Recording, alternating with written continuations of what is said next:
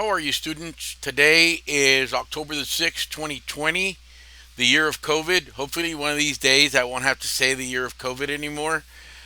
In addition to that, this is History 1301, and this is a continuing lecture uh, of, we fought the revolution the last time we were here. I'm pretty sure that's what we did.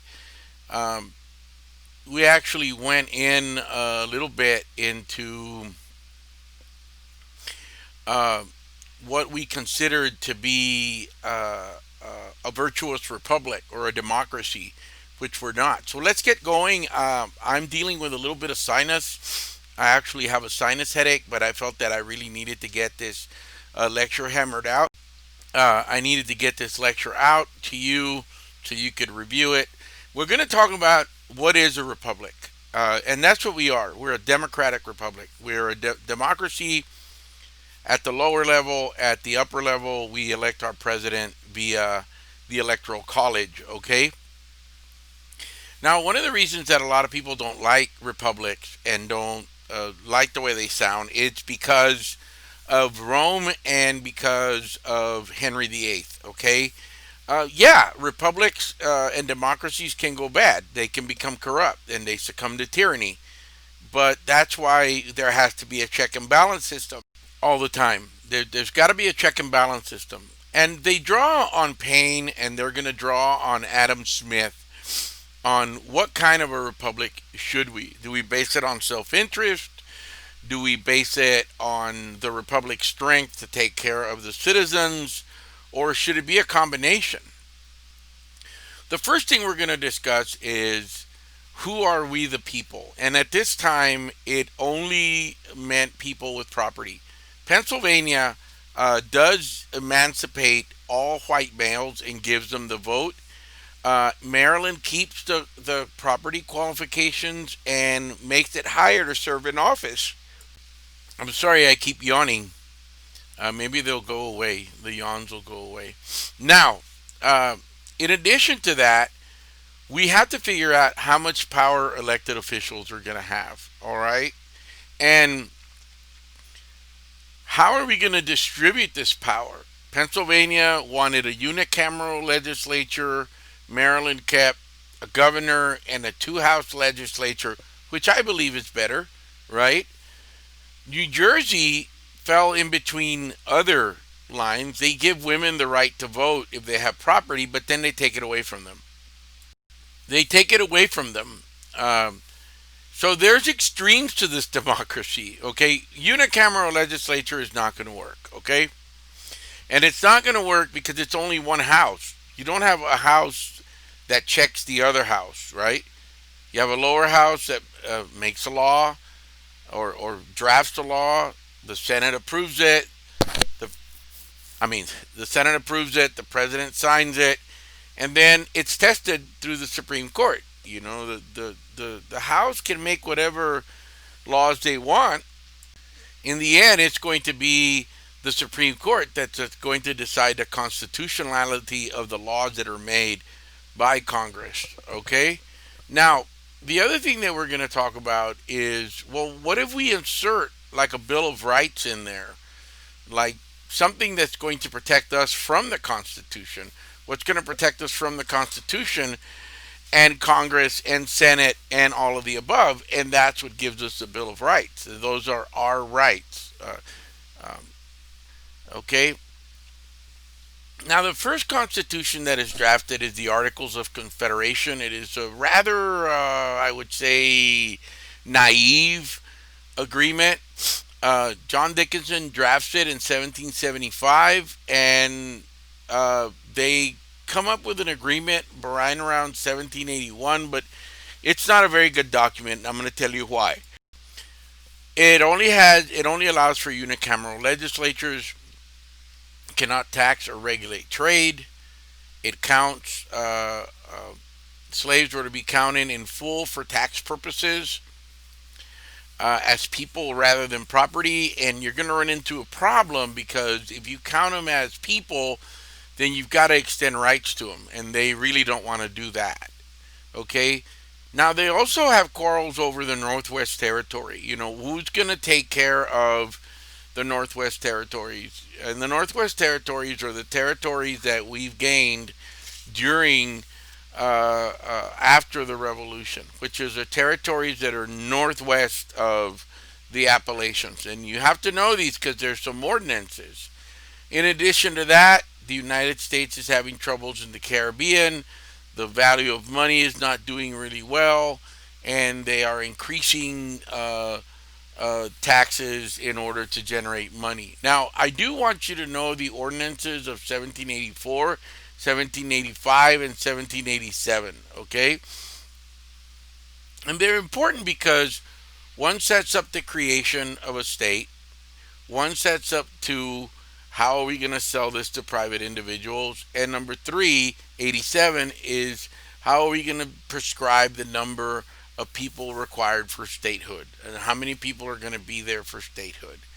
Of course, we're still having problems with the British in the Great Lakes, and we're also having problems with the Spanish in the Mississippi River, and then, of course, in the Barbary Coast in the Middle East or in the Mediterranean, we're having problems with pirates. So it's not doing good. The United States is not doing well at this time. And as if that wasn't enough, we're going to have a problem here in the colonies with Shays Rebellion. Massachusetts farmers are deeply affected by rents, land prices, debts, heavy judicial fees, all the things that they were complaining about during before the revolution, they're complaining about now. The state legislatures refused to pass stays, Stays, forbearances. In addition to that, they refused to print more money. And they also raised taxes. And unfortunately, that's the way it is. In times of economic strife, the government usually raises taxes. What they do is that they collect those taxes and then they give them back to the community as stipends or as stimulus aids. And that's really how it's done. They pool the money together from a bunch of people, then they redistribute it to those people that are needy. Now, a lot of people here, Western farmers, start doing what they had done before. They close down debt collectors, they free imprisoned debtors, people that owe money, and there is a movement that starts. It's Shays Rebellion. And later on, we're going to have the Whiskey Rebellion. And that is very important also, okay?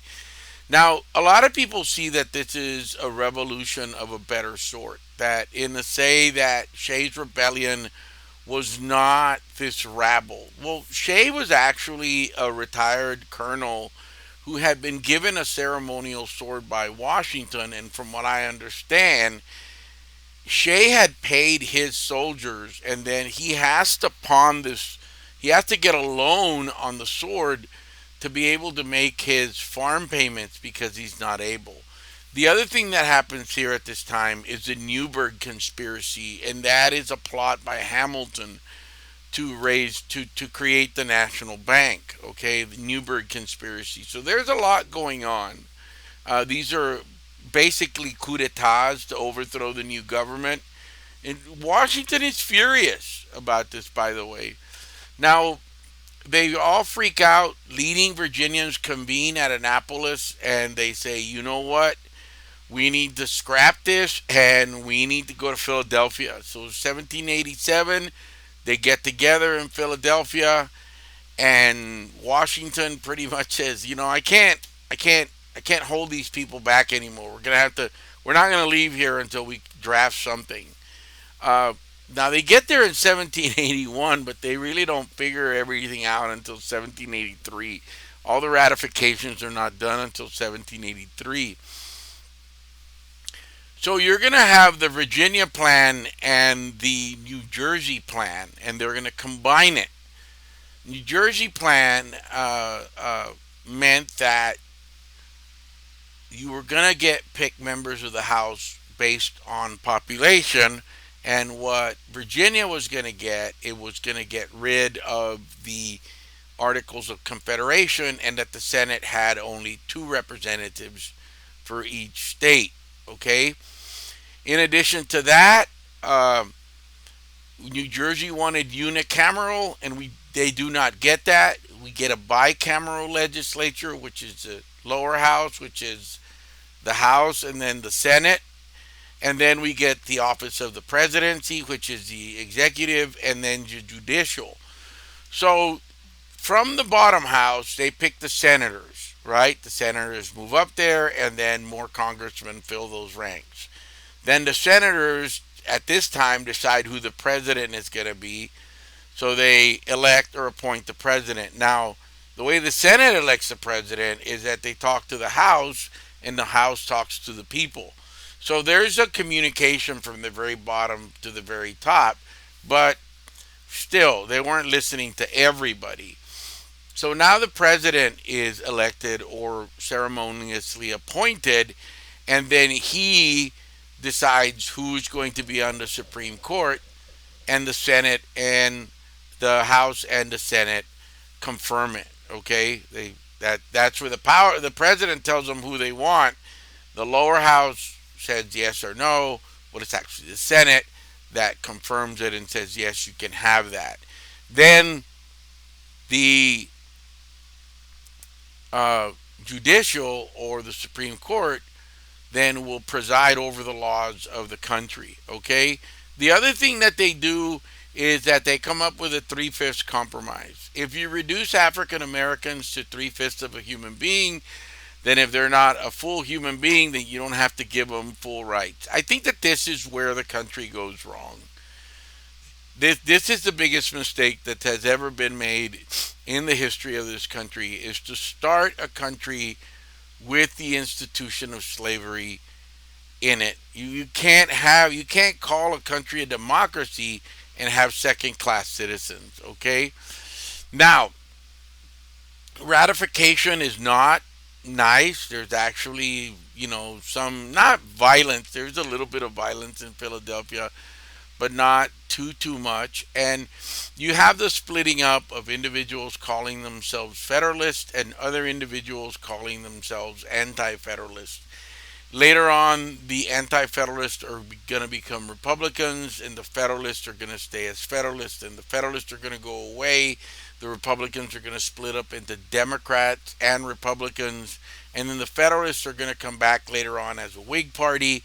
But pretty much after the election of Andrew Jackson, James K. Polk, Franklin Pierce, you pretty much have a two-party system, and it's what we have now.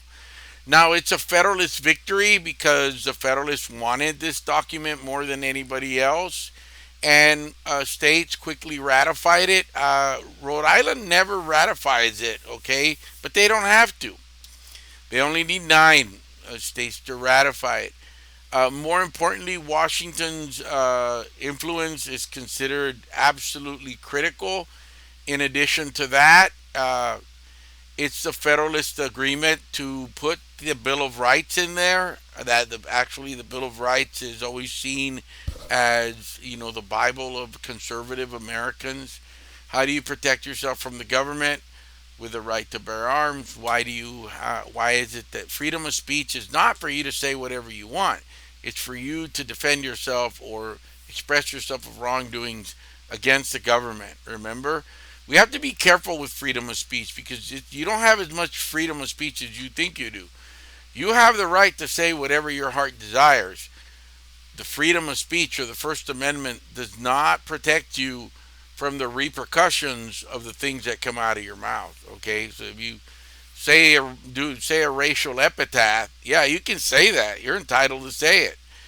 But if you get fired, you're on your own. Or more importantly, if you yell fire in a theater and somebody gets trampled for death, you're probably going to get charged for manslaughter or negligent homicide. Okay? George Washington emerges as the president. He uses a simple title to address the president. He presides over the House and the Senate. So, not the House, the Senate. So he is the president. He presides. I'm sorry. He also has cabinet meetings. All right.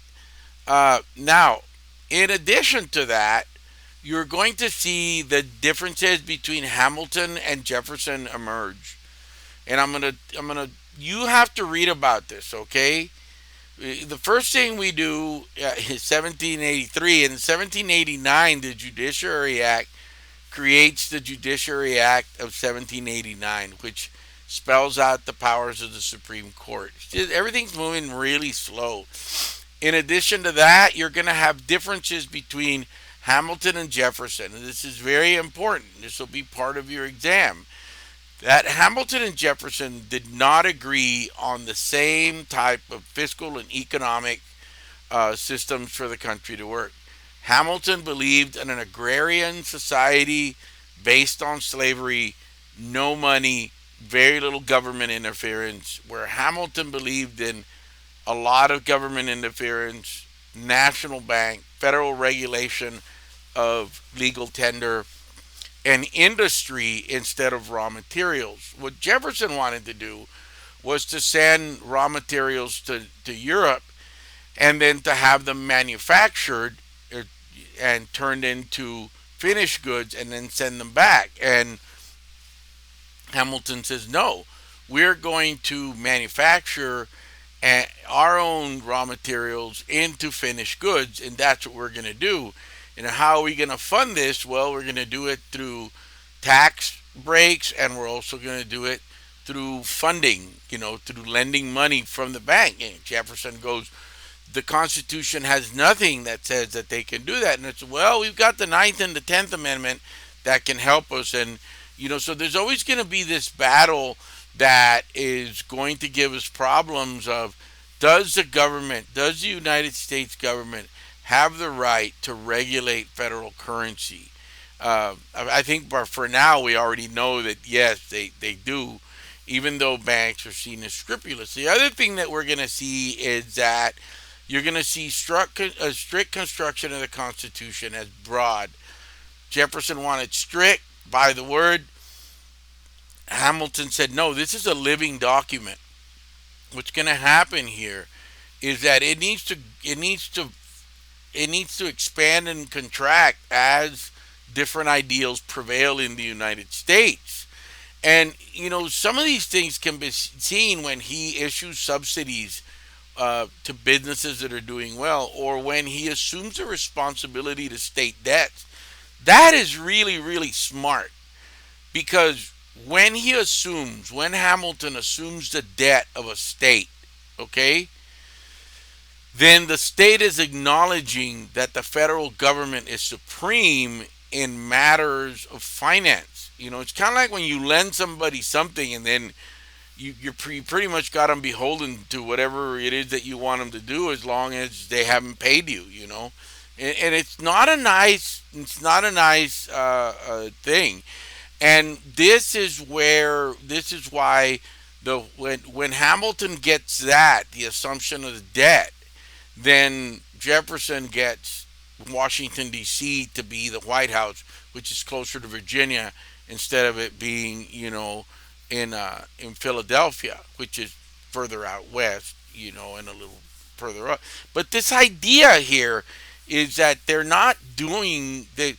This wasn't like they all were holding hands and singing Kumbaya. The other thing that's going on right now is the French Revolution. Remember, we got out of paying the French. Hamilton says, we don't owe the French any money. And they say, well, why not? Napoleon says, why not? And he says, well, you beheaded the king. He's the one that loaned us some money. When you beheaded him, that's how we paid you back. He paid with his head. And it's like Napoleon goes, he's got a point. He was tried for his crimes, and thus he's paid, okay? So you're going to have problems with the French Revolution, where the French are going to be coming over and trying to raise money for the French Revolution. But a lot of these things that are going on in the country, like the Whiskey Rebellion, a lot of people blame on the French Revolution. The Whiskey Rebellion is important because it's the first and the last time that a president ever rides out into to confront an adversary in what would say an oncoming battle. Now they do talk him out of it, and they send somebody else. I think it's a general from Pennsylvania. I forget his name. It's really not important. But what's important here is that when when the whiskey distillers feel that they're being taxed really heavy, they move out into the hinterlands and they just refuse to pay taxes. The way that Hamilton would do it is if they would make beer out of persimmons, then he would tax the persimmons. If they made it out of corn, he would tax the corn. If they would make it out of sugar, he would tax the sugar. Finally, he throws his hands up in the air, and Hamilton says, "We're just gonna tax it on the amount of alcohol that it has," and whiskey distillers get really upset, and thus starts the whiskey rebellion. What what Washington does is that he mounts a horse, he musters an army of 25,000, which is insane, okay? Musters an army of 25,000, and he tells these people, if you're there when I get there, I'm going to hang all of you. Uh, by the time the general from Pennsylvania gets there, they're all gone. I mean, it's like, I don't know what you're talking about. Uh, we left already. But these things are important, and they're important because we've got the air of rebellion. This republic is still but a whisper. Okay, it's imagine this: you get a piece of a sheet of paper, and you light it on fire, and then it's just sitting there like ashes. Okay, and it's so incredibly delicate, right? And then you blow on it, and it all collapses. That's how fragile the American Republic was at this time, or the early Republic, as historians like to call it. Now, Jay's treaty actually formally ends the Washington's presidency. He serves twice, and he very unceremoniously leaves. When Washington left, there was a surplus. Okay, I think if I remember, it was something to the effect of like $300 or something like that. Hey, but we weren't in the negative. Okay, we weren't in the negative. And he rides away very unceremoniously on his wagon with his fighting roosters and his people, and he's going back to Mount Vernon. Now, it all ends with Jay's Treaty, and Jay's Treaty doesn't go well for the United States. But Jay's Treaty was actually good because they got all that they could get with what they had.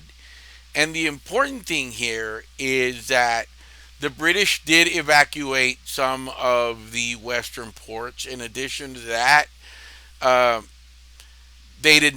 Americans did not get freedom of the seas. Okay, and other thing that happens is that it weakens the prestige of the Washington administration.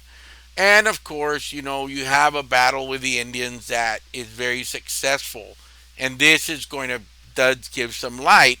Now, in his farewell address, because he does give one, he does say, don't get involved with political parties and don't get involved in foreign affairs. Well, that's very naive of Washington to think that under no circumstances is this going to happen. All right, under no circumstances.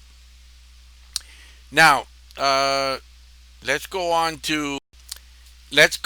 to the Adams administration. And the Adams administration is known for it being the split election of 1796. Okay, moving along here pretty good.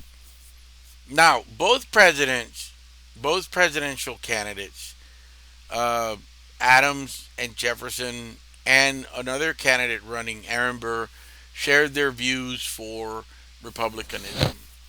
Now, there was some political shenanigans going on. Most people favored John Adams. Some people favored Thomas Pinckney. Uh, but Hamilton's scheme to get Pinckney elected cost Jefferson, cost Adams is elected as president, and then Jefferson is elected as vice president. Now, the reason that this happens is because under no circumstances was Hamilton going to cast a favorable vote for Aaron Burr. So Aaron Burr could have very possibly have become the vice president, and he's going to become the vice president under Jefferson, but he is not. I think he's just a politically corrupt individual. That just there's not a whole lot of statues of Aaron Burr in New York. I think maybe there's one or two. Okay. Now, the other thing that happens is that when Adams is elected, I lost my train of thought there for a minute. When Adams is elected, he appoints a lot of Hamilton people to the post instead of posting people from Jefferson's camp. I took my headphones off because they were putting pressure on my sinus. So I'm pretty sure you can still hear me. My voice tends to carry quite a bit. Now, he also appoints James Madison to a diplomatic post, and that was not a good move. He really marginalizes Jefferson, and of course, you've got this revolution with the French. He doesn't get along with Hamilton. He doesn't really get along with Jefferson. He's going to become really good friends with Jefferson. Adams is. And Adams is going to be a one-term president, okay? Now, the two main things that are going to happen here are going to be the French Revolution and the XYZ affair, okay? Those things are going to be very important for the Adams administration. The other thing that's going to be very important is his attack on civil rights. Yes, I did say that there is going to be an attack on American civil rights and the limitation of it. The XYZ affair is going to turn into a pretty much a quagmire, a diplomatic quagmire between the French and the Americans over a bribe. They want, the United States wants to meet with France with the French authorities in order to restore relationship with them. And basically, what they say is, if you want to meet with us, we want $250,000. They call it a loan, but it isn't. It's a bribe.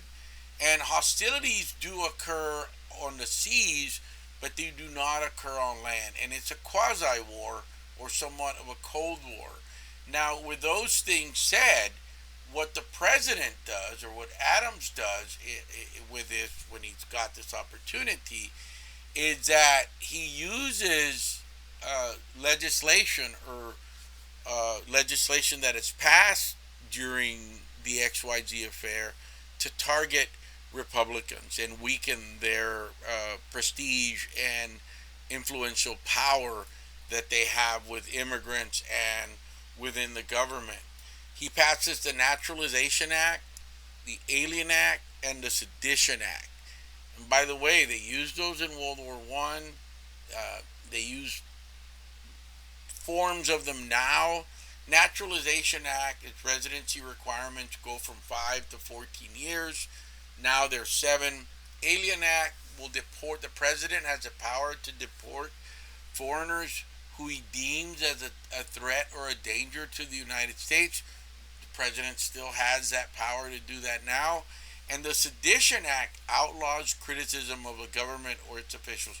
Now, we don't have that one anymore. You can criticize the government if you want.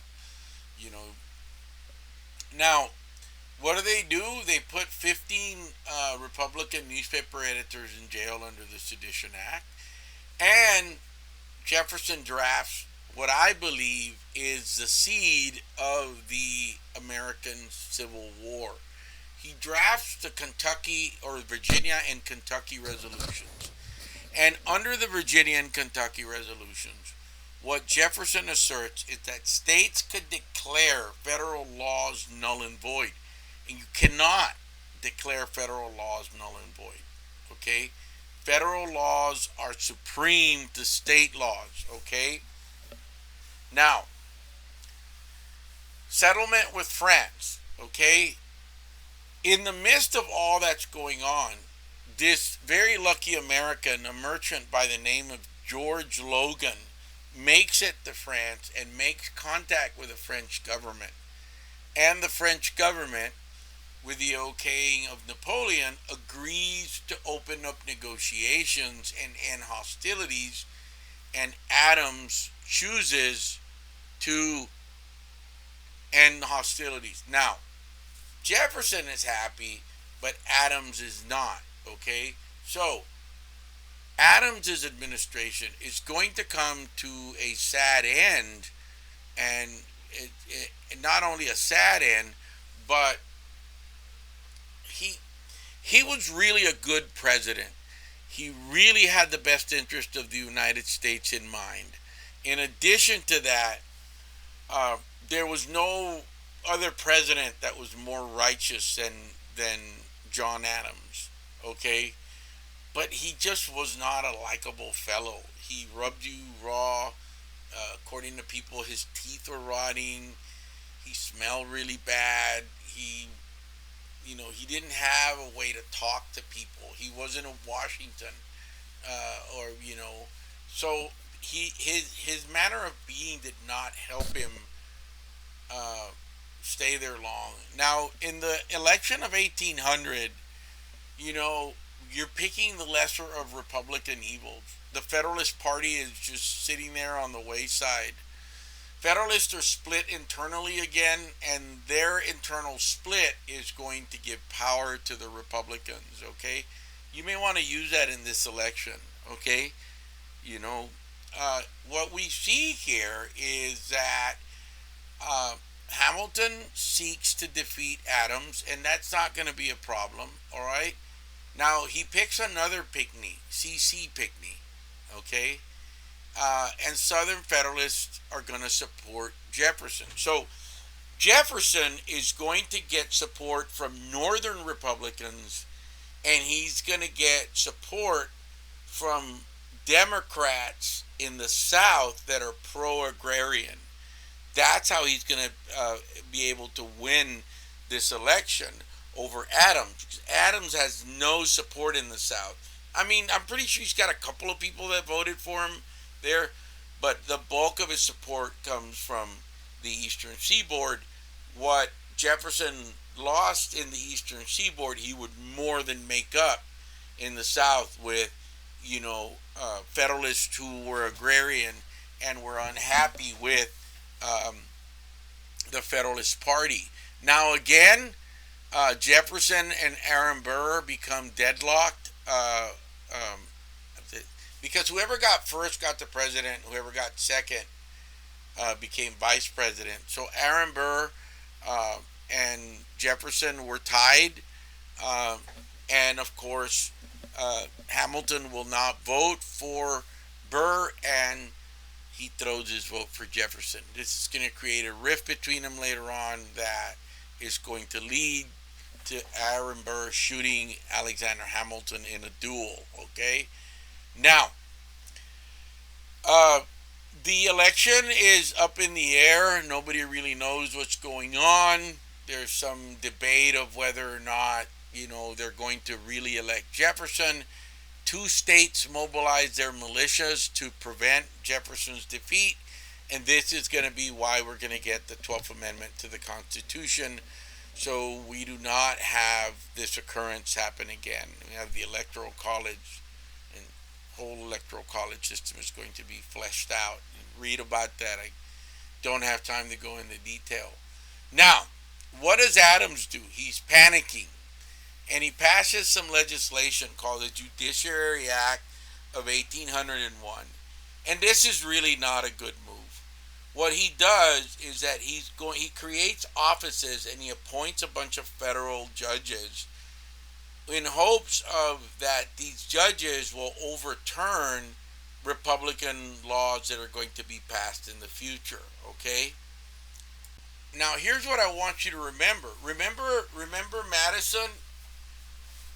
Fixing my pants, got all twisted up here. Remember Madison? Well, he was marginalized under the Adams administration, and he was sent to be a diplomat. Well, he's back, and Adams gives him these letters of appointment. Okay, and he says, "This is wrong. I'm not going to I'm not going to deliver these letters. This is just completely wrong." And he doesn't. He holds them. The midnight appointment letters, he holds them, and he doesn't deliver them. And a guy by the name of William Marbury sues him. Okay, in the first Supreme Court case, well, the first case that has the president that where the Supreme Court establishes the principle of the federal courts rather than the states could decide the constitutionality of the acts of Congress is done with Marbury versus Madison. And he says that Marbury says that his withholding of these letters was unconstitutional. And Justice Marshall actually does take Marbury's side and says, you know what, you have a point. He was ordered to deliver them and he should have delivered them. However, what they were doing was unconstitutional. We could see what Adams was trying to do, and that wasn't fair. It wasn't anything that was constitutional. You're not going to pack the courts because you just lost. Okay, so it doesn't really matter if he withheld them because you were going to get kicked out of being a judge anyway. We were going to dissolve these anyway, and that's actually even. I mean, that's really powerful there, where Justice Marshall, comes up with this concept of the Supreme Court judicial review. I'm sorry, it's late. It's 11, and I'm tired and the sinus and all that. But that we come up with a concept of judicial review. All right, now.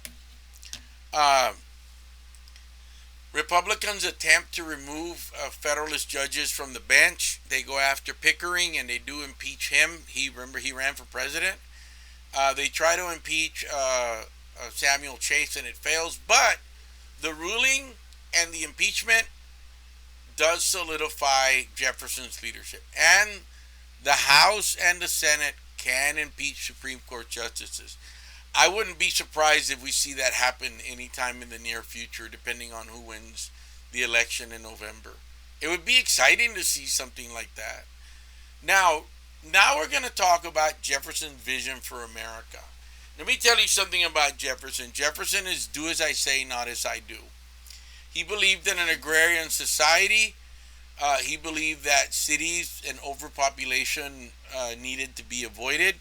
He believed that American goods could be, American raw materials could be exported and finished goods could be imported.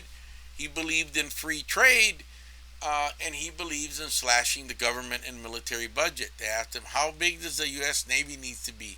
As big as it needs to be. And he never gave you a direct.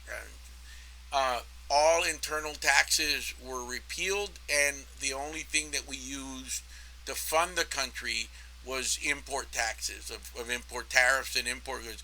That is never good, okay? He still has a problem with the Barbary pirates, okay? He's fighting the pirates. And he's got issues in the interior. I mean, he's got issues in New Orleans. He's got issues in Spain, with France. I mean, he's even got an issue in Louisiana, and he contemplates making a deal with the British because he's afraid that the French are going to attack him. And then all of a sudden, Napoleon decides to sell him the Louisiana Territory for $15 million. Now, he's only approved for $2 million, and he tells Congress, Congress approves him for $2 million, and he tells Gallatin, go ahead and spend the $15 million. I'll worry about that later on. That is an impeachable offense, okay? But how is he going to get impeached? I mean, he bought it for $2.02 an acre. Never. It's just like, no, it's not. It's not going to be a big. They try to make a big deal about it. The Federalists do, but who's going to do that? Now, one of the reasons that we all know that this wasn't a secret is that, remember, he sent William and Clark there. So that's another thing of his premeditation. And read about Lewis and Clark. I was thinking about William and Mary, college, and it's Lewis and Clark. I'm really sorry. Um, hey, I make mistakes. I'm sorry. And Lewis and Clark is really important. What they were trying to find is an all water route, from the East Coast to the West Coast, and you're not. There is no east to west route. The Mississippi is the Northwest. I mean the North South, and that's really it.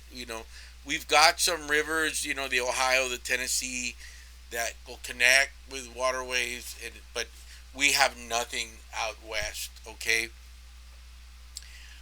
there are some rivers there though, but they don't connect, and they don't always have water in them that makes them navigable. If you look at Lewis and Clark expedition, if you read about it, they'd have to drag their canoes through really shallow water for days at a time because the water was so shallow. Okay, now there is going to be a sense of uncertainty with Jefferson's America. A lot of people are moving west because of the land out there. A lot of labor is being lost in the eastern state. It creates a lot of uncertainty. The West is going to become really violent, really fast, where people grow up really quick. There's not going to be a dependable way to bring goods from the West to the East.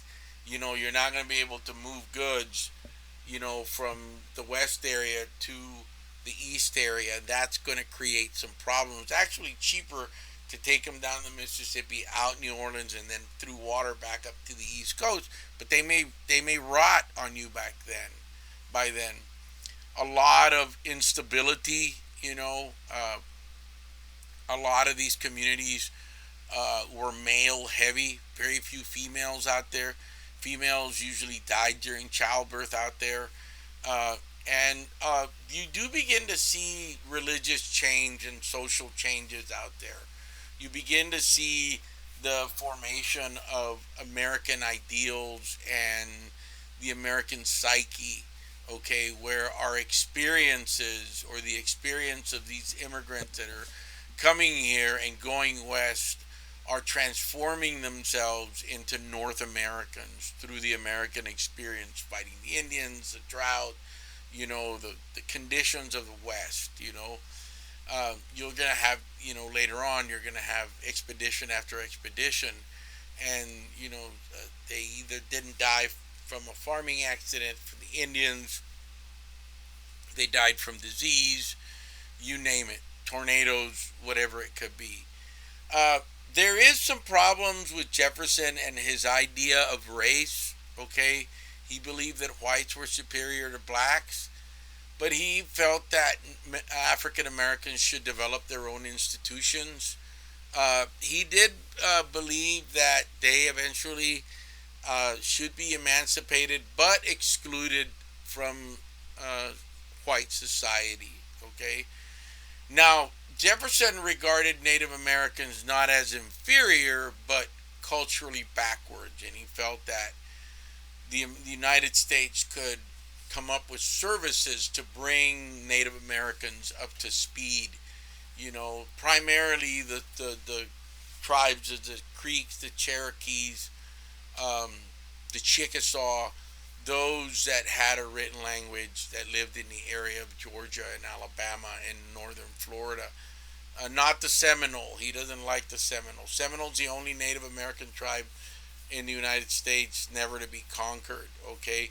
He also encouraged Native Americans to move further west so they wouldn't fight with the settlers, but that wasn't going to work good. The idea of segregating Native Americans during the Jefferson administration would be the basis of Indian policy for the rest of the country well into the 1870s, for the next 70 years.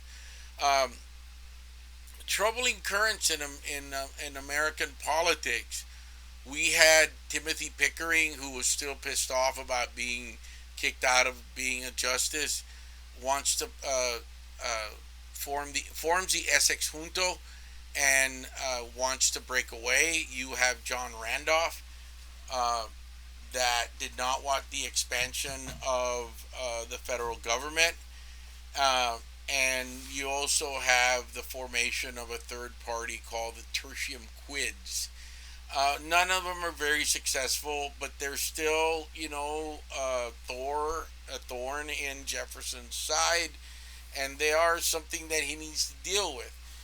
Jefferson's biggest thorn, of course, is Aaron Burr, and he does not choose for him to run for vice president in re-election. He gets rid of him, and he schemes with the Essex Junto to bring New York State into their secession plan. Now, after he loses an election in New York because of Hamilton, he shoots Alexander Hamilton in a duel, and then he participates in trying to create a republic in Florida, and he is caught. He's actually like they rat him out and they catch him, and Justice Marshall uh, acquits him on the murder of. Acquits him.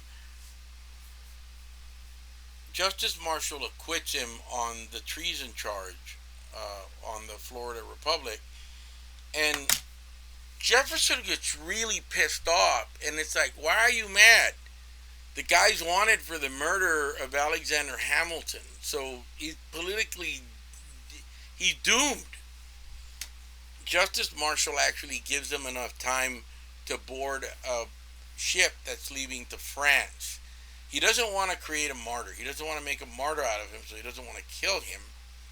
And of course, Burr leaves to France, and then he comes back when he's really old, like in his 80s or something like that. He also gets married in the 70s to like a 16-year-old girl or something like that. I don't like the guy. All right, now here we go into letter B, the problem of American neutrality, and the problems that Alexander Hamilton now is going to have. I mean, not Alexander Hamilton, I am sorry, Thomas Jefferson is going to have with the French. And this is, I want you to know the reasons for the War of 1812 and the results of the War of 1812. The War of 1812 is really a comedy of errors. It's a big stumbling offensive and defensive. Nobody really knows what they're doing. The Indians do get it handed to them like they always do. But what's important is this is going to be the last time that the Americans are going to tangle with the British, and that's why it's very important, okay? And the president at this time, it's not going to fall on Jefferson's lap, because Jefferson is going to be president from 1800 to 1804, 1804 to 1808, and then 1809, James Madison becomes a president. And uh, easy victory for him. He's one of the youngest, and he's not going to be the last one of the. I'm pretty sure he's not the last of the founding fathers, right? The last of the founding fathers is no, it's Madison. James Monroe later on. I'm sorry. Madison's term is going to end on a rather positive note. Nobody's going to know if I'm not going to tell you whether the War of 1812 was a draw or a win or a lose or whatever, but it's going to bring us into a new era, which is going to be the era of good feelings, which is going to be the next unit. So you're going to have to read about the War of 1812 on your own. Now, I do want to apologize that I'm kind of scatterbrained. I am in the midst of a very, very, very, very nerve-wracking sinus headache, and I'm not asking for any sympathy, just a little bit of understanding where I kind of fumbled and was a little cloudy. I heard that the ozone has been bad the last couple of days. It's not that hot. It's actually nice outside, but we're under a high pressure system right now, and that doesn't help. Okay, well, this is going to be the last lecture for this unit, and you will start your exam is approximately in 6 days. I will check in next Monday or Tuesday to see if you all want to have a review. There is a video review that I will be posting there. So you actually have about 3 hours of video lecture material to help you with the exam. Okay? You all take care, be kind to each other, and wear your masks.